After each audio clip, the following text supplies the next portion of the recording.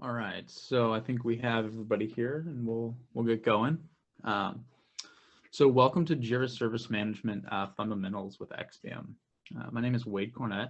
I'm a consultant here, and today I'm going to be walking you through Jira Service Management and some of its strengths and capabilities. I do just want to let you know that we have an ITSM webinar next week that talks more in depth about the ITSM functionality of Jira Service Management.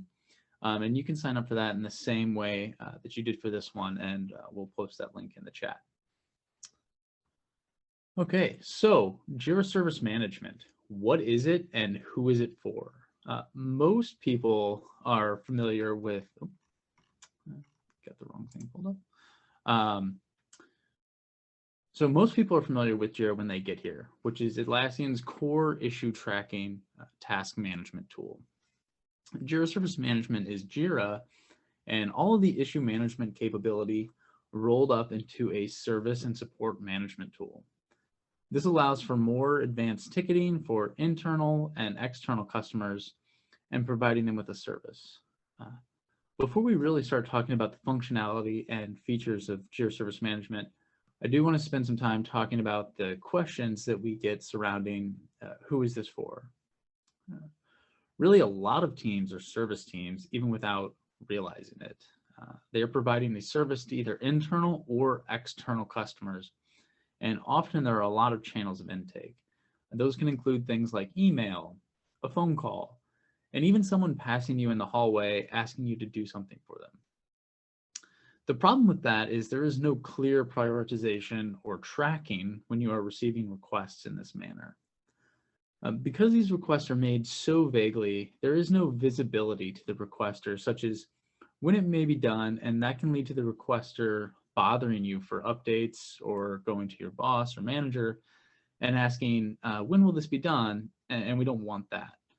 There is a solution for this though, and that solution at a high level is a service desk that has a generic intake form, which will keep requesters up to date of where that request is and what the status of it is, and also when it could potentially be done. That is just one simple example of who Jira Service Management is for. So Jira Service Management as a tool, you can support and track customer success.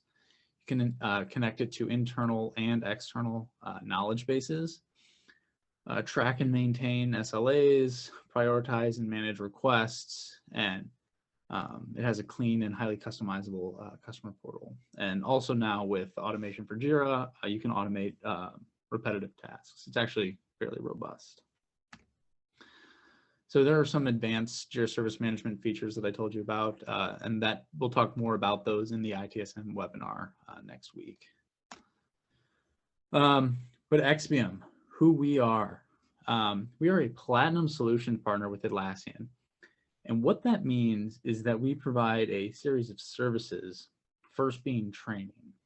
We provide in-depth trainings like this webinar, and we also offer what we call a Jira Bootcamp, which is a 3-day deep dive into Jira that trains you to be a Jira admin. We do Confluence training as well. And now we actually offer a fully dedicated Jira Service Management Bootcamp. And then that class is 2 days long. And then we'll post the link for that in the chat. And then lastly, we do user academies, which are more geared towards people who are using the tools on a daily basis, but not necessarily administering them. We also do licensing. So as a Atlassian Solutions partner, we have exclusive rights to facilitate all of the customer licensing needs and co-terming and aligning divergent licensing periods. We offer full comprehensive consulting across all the Atlassian suite of products. And then our parent company is a full stack developer. So Expium creates custom software, that integrates with Atlassian products. And so we can build custom front ends, things like that. All right, so let's dig into the tool now.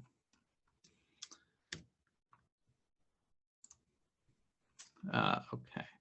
So one thing I want to mention before we get going here is if you guys have any questions, you can click the Q&A button down at the bottom and write your questions. We'll go over those at the end, and I typically like to leave 15 to 20 minutes at the end to go over those. So jumping in now, we're going to start out in the portal, or what we call the portal of portals. This is where customers will first land when they come to the portal. And you can see here, there's a portal for each JSM project in Jira. You have the IT service desk, the HR service desk, and facility service desk. Also on this page, you have a search bar that will let you find help related to the knowledge base articles or requests that you that you may need to raise. So let's say I'm having a problem with a piece of hardware like my laptop. I can search for laptop in the search, and I see a request for request a new laptop or report broken hardware. Or maybe I'm having a problem with my VPN. And you can see that there are some requests down here. So set up VPN to the office or request a change. But also there are 2 knowledge base articles that pop up relating to VPNs. So I'm having a problem with my VPN.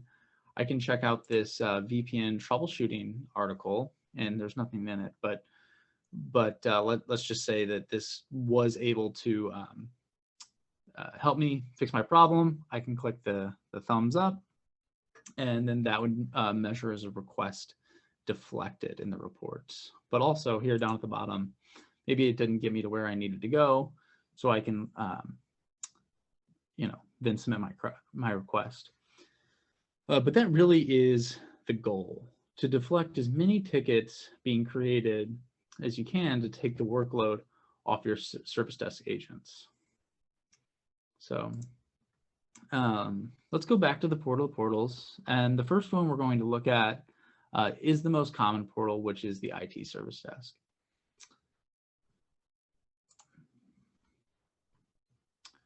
Within a portal, you have a lot of requests, especially for IT.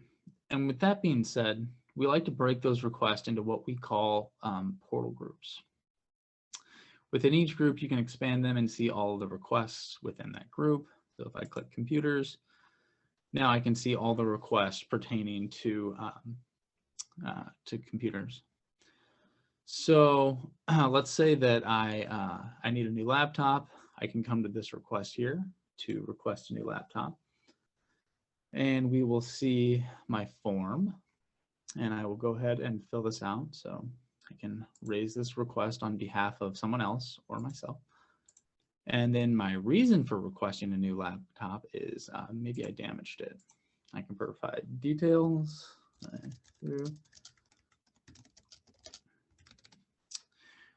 Which model would you like? And so this is actually linked to an insight object field, which will pull the insight object out and actually relate this to my user. So insight is something we will talk more about again in that ITSM webinar next week. But this is the laptop I'd want, and I'll go ahead and submit this ticket.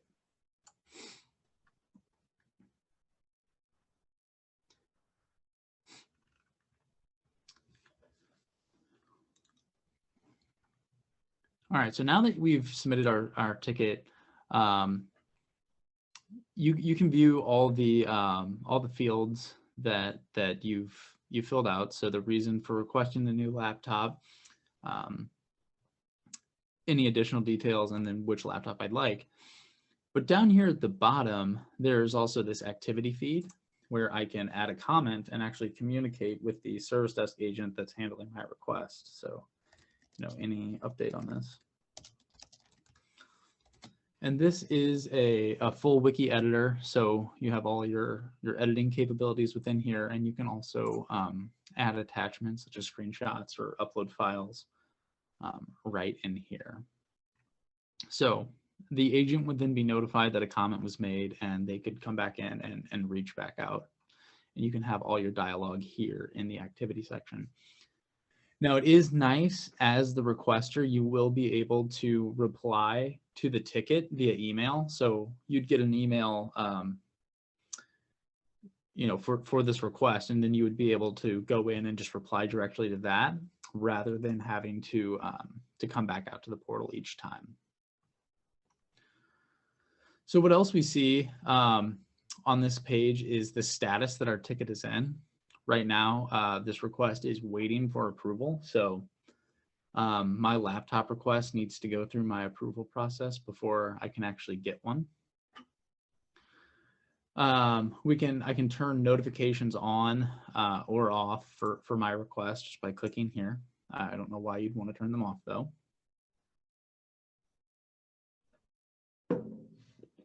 I can actually cancel my request. So maybe I don't end up needing a laptop anymore. I fixed whatever was wrong with it and I've decided I want to keep the one that I have. I can go ahead and cancel this request on behalf or for the agents so that they don't have to reach out and do that themselves. We will see the request type that that I've actually raised. And then here's one nice feature on who this is shared with. So right now it's just shared with me, which is the creator. But here I can add, I can type the name of somebody within my company. So Brian, I can share this ticket with him. I can also search for an organization. So I could share this with everyone that is listed in my organization, and they'll all see that, they'll all be able to see this ticket and that I raised it. This is really helpful for like problem or incident tickets, or even for change management tickets.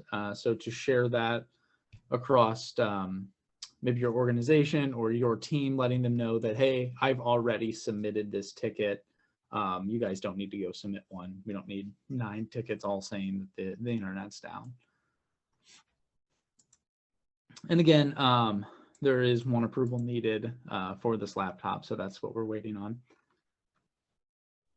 Up here at the top, we do get the search bar that we saw before, and then we get this tab that allows me to show all the requests that I've created.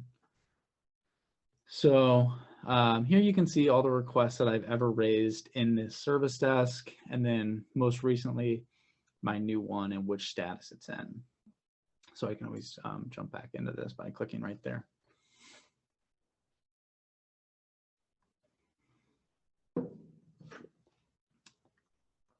So status page is something we will talk about a little bit more, again, in that ITSM webinar. But if we do look into this, we can see the status of whatever services that we are listing here. But we'll get into that more on next week's webinar.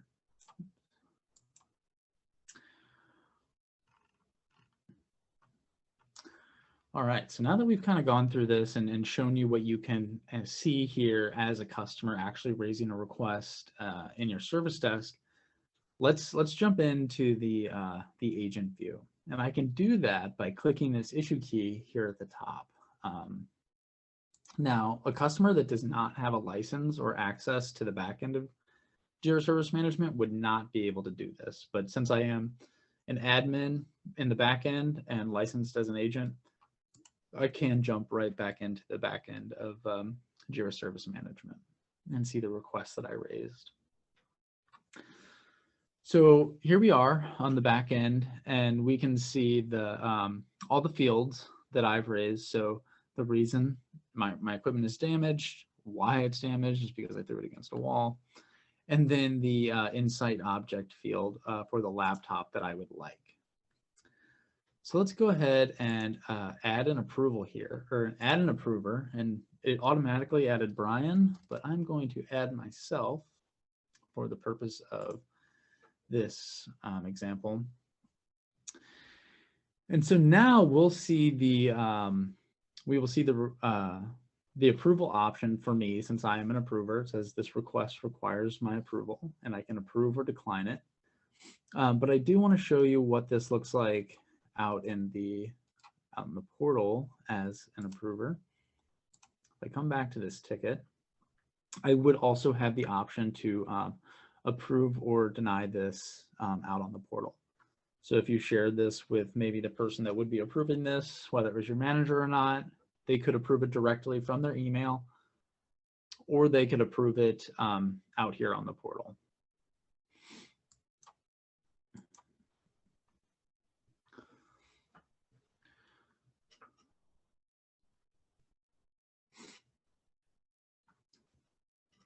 All right, so again, we can see like who exactly raised this request. And then down here at the bottom, we can see all the activity, just like we were seeing out on the portal itself. We can add an internal comment or reply directly to the customer. They are two very different things. So I can reply to the customer here and say, you know, yes, we are working on it. And then the customer will be notified out on the portal and you would see this comment there. But I can also add an internal note that we don't want the customer to see, something like, do we have this model in stock? And so all internal comments will be labeled in this yellow, so you can easily differentiate them. We can see the history. So you can see that I created this issue, and then automation was run for the affected equipment and the auto assign of the approver. But then we can also see that I went in and updated the approver and added myself to that field. Time and status, that's an add-on that we won't get into. And then work logs. If you choose to use time tracking, you can track your work right here in the work log section. Right now there's a add-on named Tempo Timesheets that's in this that is not configured, and that's why we're not seeing that. All right, but on the continuing down the agent side of things, we can see that when I'll go ahead and actually approve this, and then now it transitions to waiting for support. But we can see that our SLAs have started, which is time to first response and time to resolution. These are the two SLAs that you will get out of the box with Jira, and they're already configured. But since I replied to the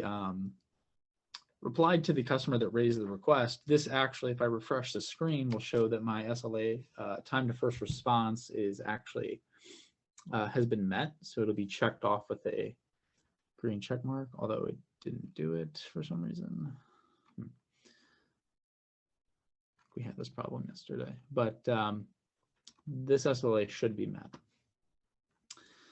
Going back up here though is our workflow. So here is where we as the agents actually transition the issue through its workflow, through its process, and what needs to be happen. So before it was in waiting for approval, I can turn it back to approval.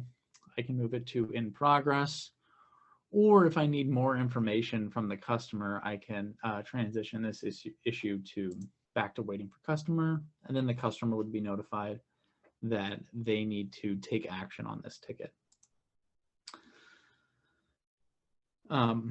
You know, from here, I can escalate the issue or turn it to waiting for support. I can also resolve the issue. But I'm going to expand the workflow here and just show you what this out-of-the-box workflow for the IT service desk looks like. This is pre-configured when you spin up a IT service desk template project in Jira Service Management. It does have this nice workflow for you that does contain an approval process. Here at the top, you have the option to give feedback to Jira. You can watch the issue, meaning anytime the issue is updated, you will be notified as to what has changed in your email or in your notification settings, which are right here in Jira. You can vote for the issue, and then you can also go ahead and share this issue with anyone on your team or somebody's name, or even entering their email. And then, so now time to first response has been officially updated, which means we've met this SLA, but we have not actually resolved this issue. So we said that, you know, we have 8 hours to actually resolve this request. But over here, we have the option to log time or convert this to a subtask, move the issue between projects in Jira, clone the issue, which will actually create a duplicate of this, delete it, or just, be able to search for a specific field that we're looking for, or just a couple more items.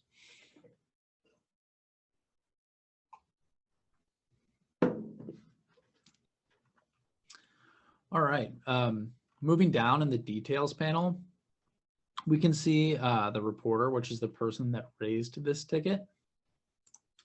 And then we can also assign this ticket to somebody. So I can go ahead and assign this ticket to Sam, who is the person that I think should be handling this request. And again, we have the request types, or just tells us which request type it is. And then in the organization field, we can go ahead and add our organization, or if the customer submitting a ticket shared it with an organization, this field would be automatically populated. The knowledge base sees which kind of request this is, and it also reads into the summary that I submitted, and it's suggesting 2 related articles. Those articles are add gift cards to website and IT service desk. The reason they don't make a lot of sense is because this is just for demo purposes. But if you had articles that were related to the summary or the request, they would be suggested here. And you can actually share the link to this service desk back to the customer. So hopefully this is going to give them the information that they need to resolve this request, or your internal service desk agents would be able to actually reference the knowledge base article and use it to help them resolve their own requests.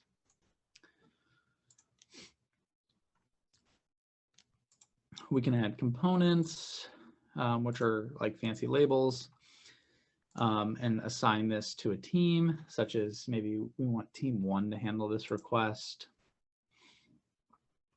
We can see who the request was approved or declined by, and then also the time and date that it was approved by. We can change the priority of the ticket and then see the people that are actually allowed to approve the specific request. Here we can see that it knows that I had this laptop in the past because my user in Insight, and now it has gone ahead and actually marked this laptop as damaged because I had told in the request that my laptop was damaged. So this laptop will no longer be able to be checked out. And then we can see whatever automation was run on this rule. And then there's tempo time tracking, which we're not going to get into here. But then there are a couple more fields, such as request participants and labels, and then time estimates. Labels work just as any way you'd think they would. We could put, the label, I don't know, of yellow on this, and we can tag it with a couple things if we wanted. And then we could add request participants here. So if I needed somebody else's input on this, I could just go ahead and add them here.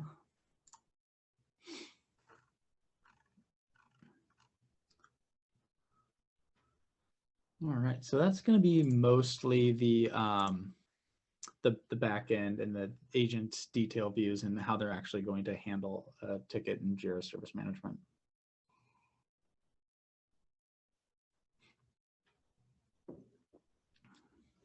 All right, so now let's now that we've broken down the issue view, let's talk about queues. Queues are how the tickets are sorted for us as the agent. And this is where we spend most of our time looking for the work that we need to do. So over here on the left, you're going to see queues, service requests, incidents, problems, and changes. These are the ITSM features that you can turn on in Jira Service Management. But for the purpose of this webinar, we're just going to spend most of our time looking into queues.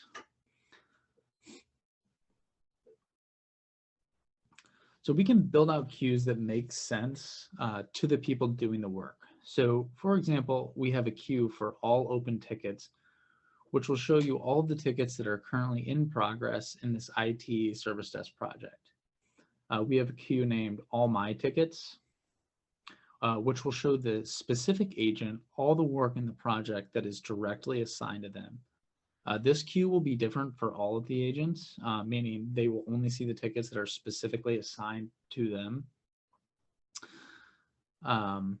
Then there's this open task queue, which will just show all the task issue types open in the project.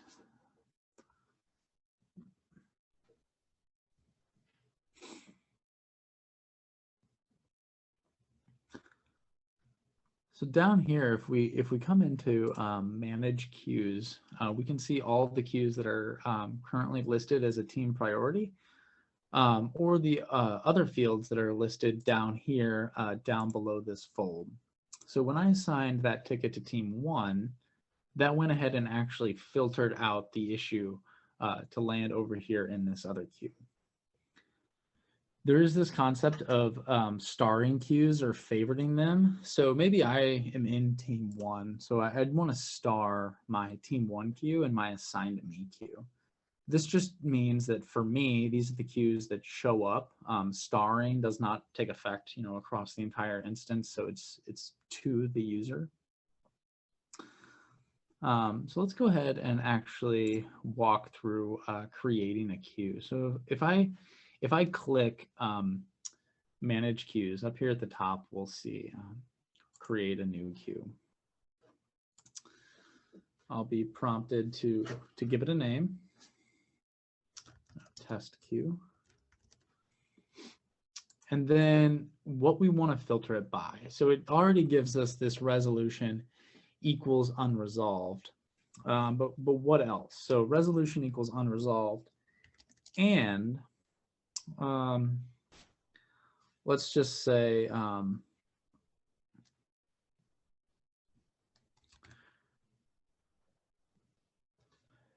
time to resolution, is null. So what this is telling us is that, well, actually, let's do, I'll say, and status equals, waiting for customer.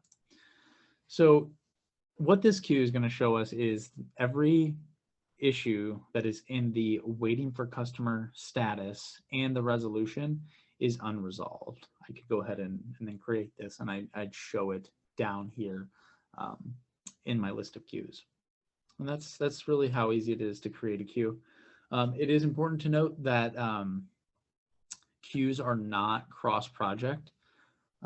They are only for the specific project that they are created in. So let's go back really quick and let's open my laptop request here and actually go in and resolve the issue. So here we're presented with a screen that is triggered on the transition, and it wants us to select our resolution. We can say it's done. And it's not related to any other issues. There's no issue linking here. And we can respond to our customer saying, we have a laptop for you. And then the issue will be marked as resolved. So our second SLA will have been met at that point. And I didn't actually create, I wanted to show you, if I created that queue, now our ticket would have been, or actually our ticket would not have shown up there. But that is actually how you resolve an issue.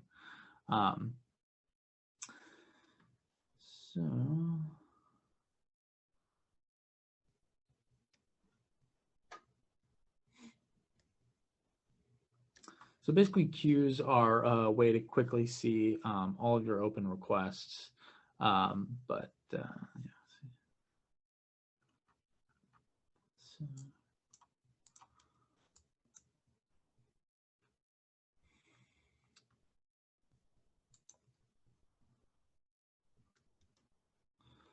So we talked briefly about SLAs, but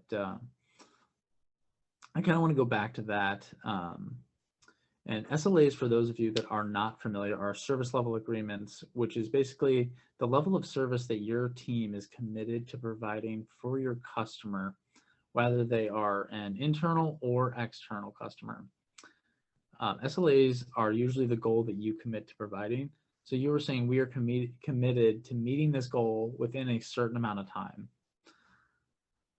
So now let's take a look at SLAs from the back end of Jira Service Management. So if we come down here to project settings, now to do this, we actually have to be project admins in the project. And we come down to SLAs.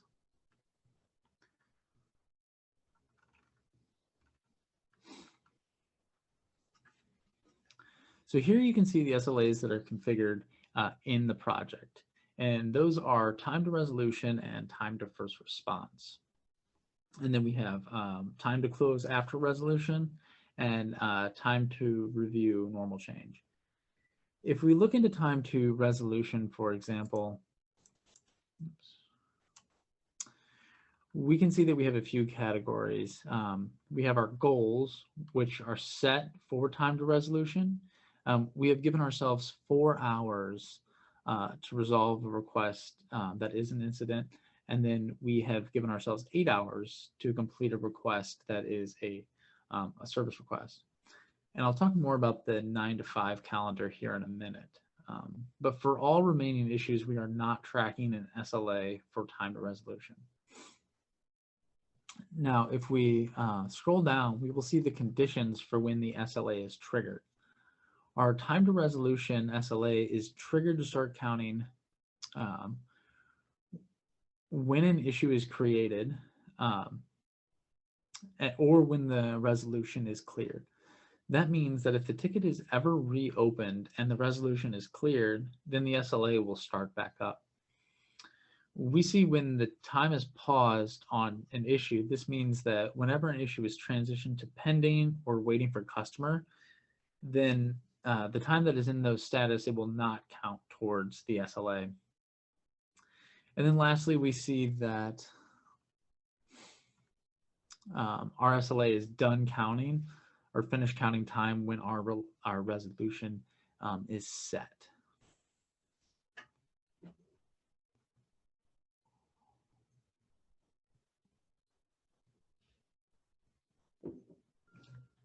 Now that we've gone through that, I want to go back and talk about the calendar. So right now we have a simple 9 to 5 calendar set to track this time only during work hours. So to do that, I come up here and I go to our calendar. So it's only set to track work hours 9 to 5, Monday through Friday. But you can add another calendar and you can count SLAs during the weekdays. You can set it to 24/7 if that's what your service desk uses. You can also set your time zone, and then you can even add in holidays that you guys may be off for to where you're not going to track your time for your SLAs during that period.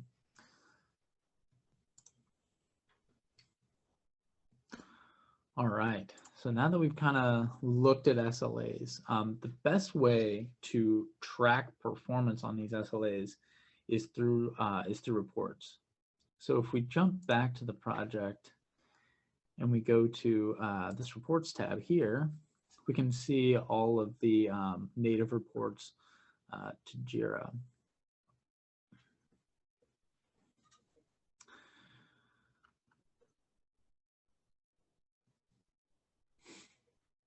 So let's take a look at the SLA met versus breach report here.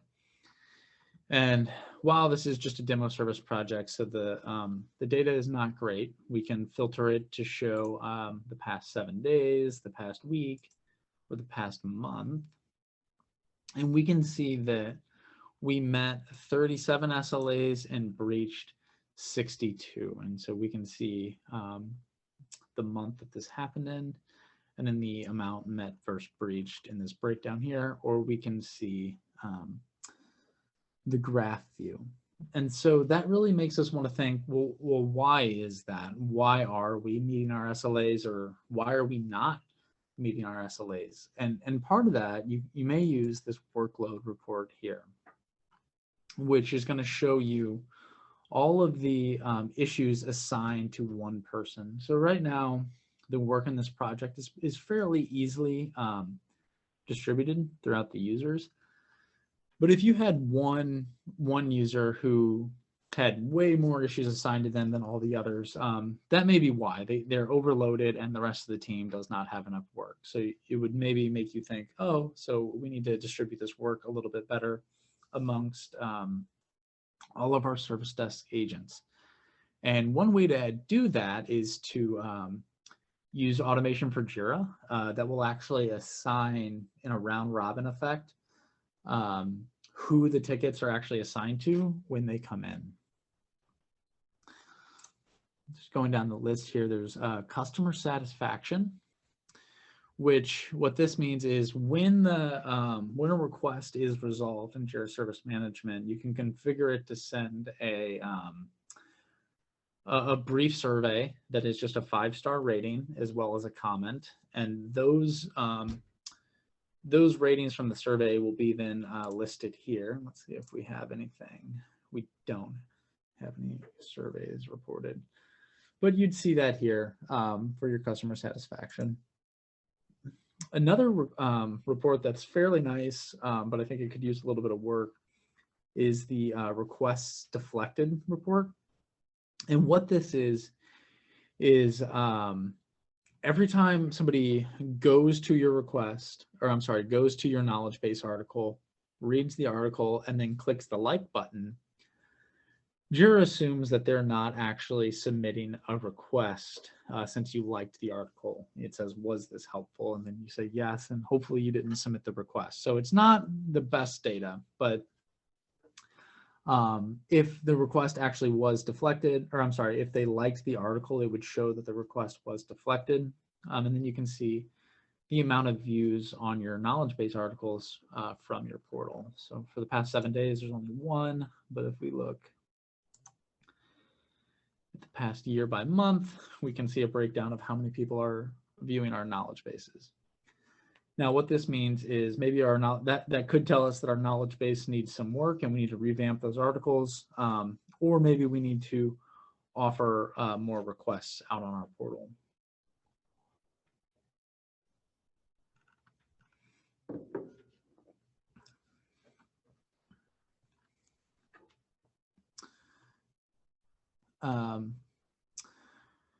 Request resolved. So here we can see the number of requests that were resolved with an article, resolved without an article, and then the total number of requests that were deflected in the portal. And this is another good indicator as to if the requests were deflected or not. You would not want these numbers to be the same, but here's the breakdown of that. We also have the created versus resolved chart. This will show us the total number of issues in our instance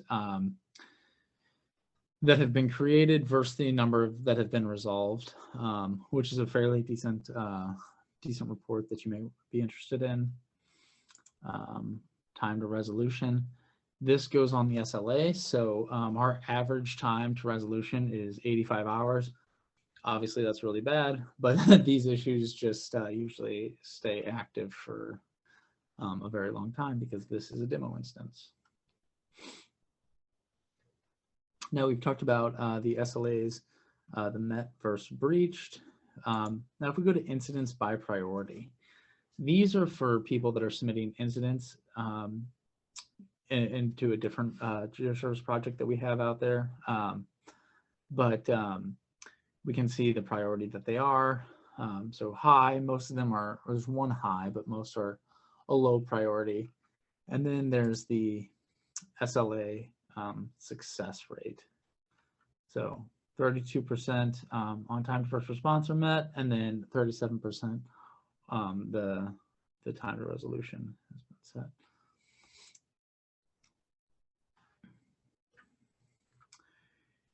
here we can see the service requests that are being raised throughout the instance. So there are 58 total service requests, 0 are onboarding new employees, and 6 are just getting general IT help. But maybe let's look at creating a new report. So we can come down here to the bottom and go ahead and create a new report. We can give it a name, so just test report, and click add series, give it a label, just test. And then we can choose the color, but really ultimately what we want to filter it by. So there's a basic search filter that we can select maybe just the issue type of task, or maybe we want to say tasks and service requests that are submitted, and then all statuses, or maybe we just need to say we want to see the requests that have been escalated. We can click that and we can go ahead and add this report. And so right now there are no, we can go ahead and create it. Yep, so. Yeah, so we actually don't have anything that meets that criteria for this report, but that is actually how you go in and create a report. So let's take a look at some of your questions now. That is just about everything that we cover in this webinar. I'll go ahead and open the Q&A.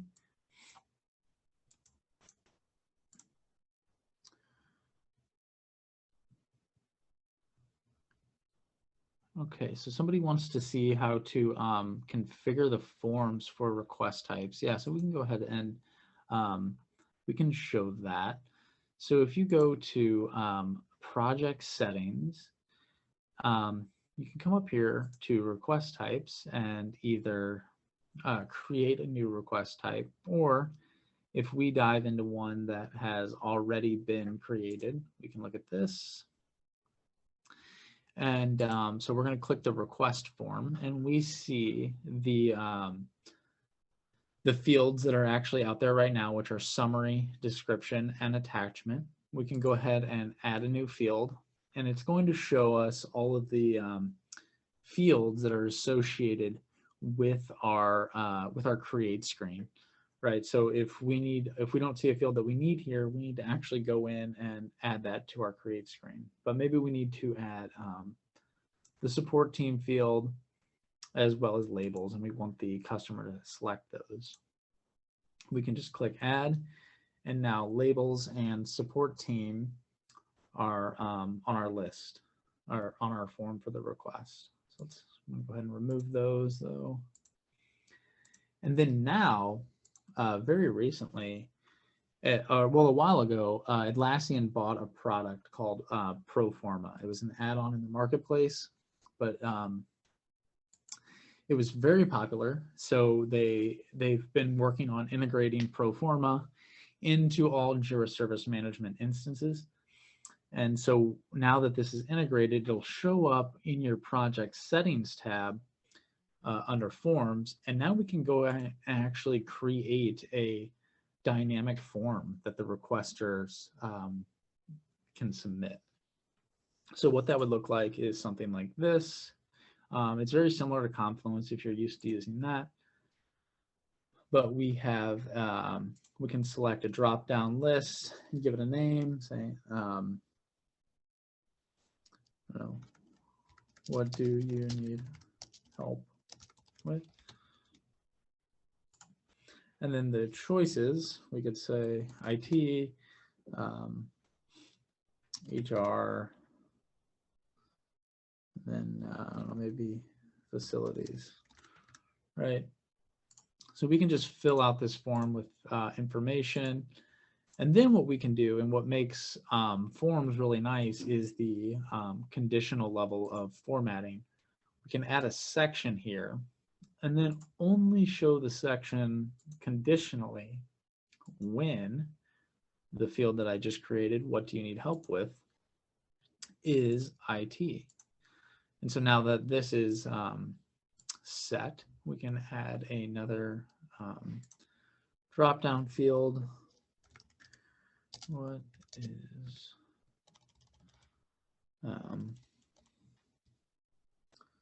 so maybe we'll just say affected item. So we'll say laptop. So and I don't know, printer, right? This is just an example. Now, if we go to preview, what this form looks like is it'll first display with what do you need help with. And if I select HR, now my affected item appears, and I can select one of these. And this form will actually be displayed out on the portal in this dynamic view for the customer to submit, which is, again, a newer thing for Jira Service Management.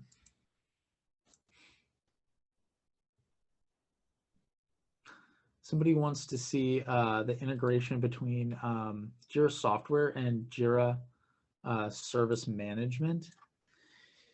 Yeah, so the way that would, the integrations between Jira software and Jira Service Management are fairly straightforward. So if I come to a ticket that I think I submitted, yep, it just says help. And maybe this is a change request, or it somehow relates to a Jira software ticket. We can come up here and press link issue, and then we can say these are our link types. So we can say is blocked by, blocks or duplicates or anything. The most common one is relates to. And then we'll search for issues across all of our instances. So let me just really quick pull up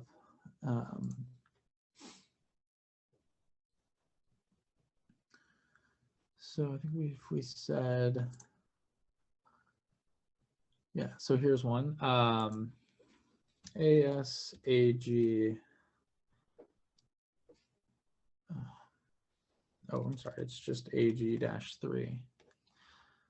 So now we can see that there is an open issue in our software project for governance, and we just type in the key there, or we could also search by the summary. And now we've linked our software ticket to that ticket, and we can see the status that it's in and who it's actually assigned to.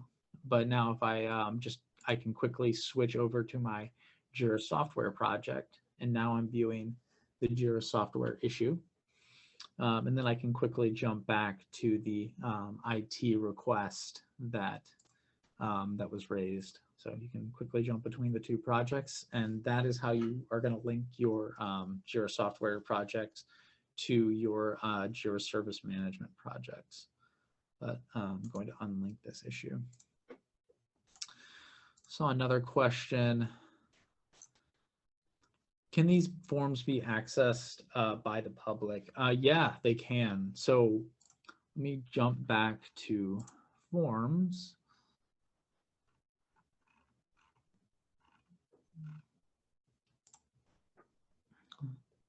So in form settings, come on, let's go to edit. And so in form settings, you can actually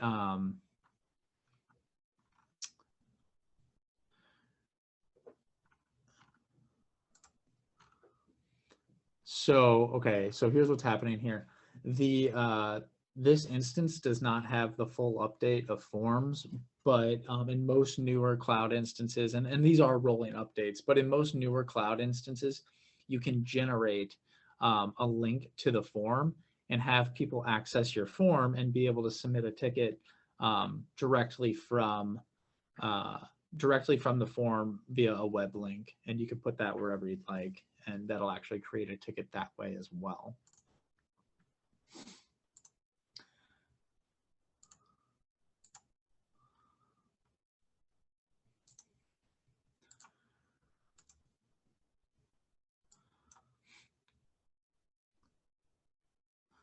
Okay, so somebody has a question about integrating knowledge bases. with Jira. So again, in project settings, you can come down here to knowledge base, and you'll be able to either create a space directly from here or link an existing knowledge base space. So right now we have the IT service desk space linked. And actually there's been quite a few changes around this as of recently. Before you, to do restrictions in Confluence, you would have to license all of your internal users. Well, that isn't the case anymore. You can actually have your customers viewing the back end of Confluence on only the service desks that you say that it's able to, and they can actually come into the back end of Confluence and see this page and be able to interact with Confluence like all users would, only they don't actually have to have a license to do it now, which is really nice. But that is only for, you'd only want to use that for internal customers. So yeah, let's look at, see if there's any more questions here. So for the customer to raise a ticket, should they have a license for Jira Service Management or not? No, for a customer to raise a ticket, they do not need a license to Jira Service Management. They would just be labeled as in your customer section. They'd be labeled here, and they would be able to go to your portal and submit a request.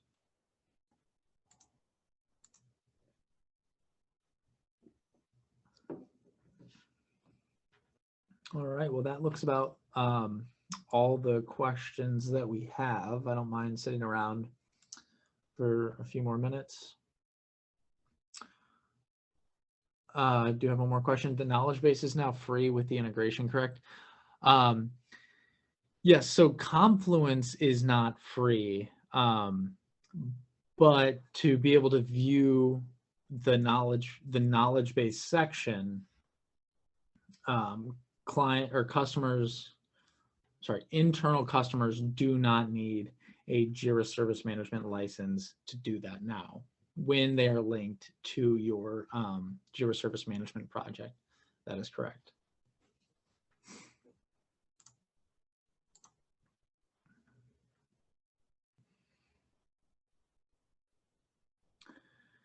Does DocuSign integrate with Forms? Not that I'm aware of. There may be an add-on for that. Let me check, but I highly doubt it.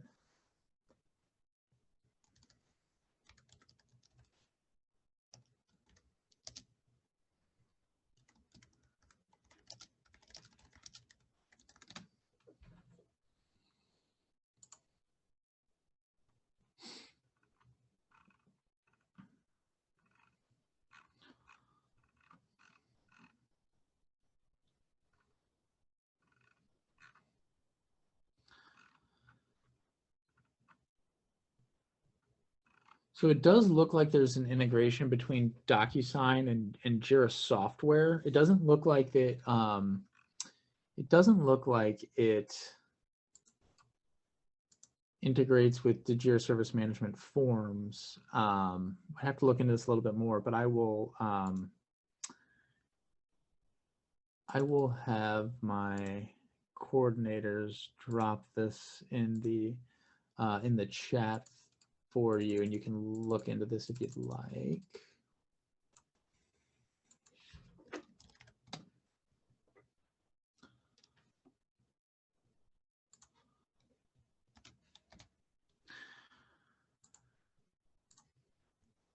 Can you explain how notification by email works? Yeah, so in a Jira Service Management project, and if you go into project settings, there is this customer notifications tab. And within this, you can see all of the notifications that are going to happen automatically. So the requester is going to get an email notification when a request is created or a public comment is edited, they'll get a notification when the request is resolved or reopened. And then you can toggle these on and off if you want, but you can also edit the comment, or I'm sorry, you can edit what the email actually says and who it's going to. So for requests created, we're sending it to the customers that are involved. I could also send it to the reporter, which is going to be the customer, so that's a little bit redundant.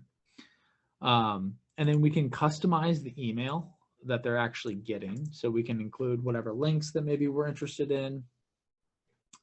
And then we can see a preview of the email that's going to go out. So within the email is the view request button that'll take you back to the portal to view the request that you've submitted, or another option to turn off the requests notifications. But here's where you're managing those customer notifications that are going out by email.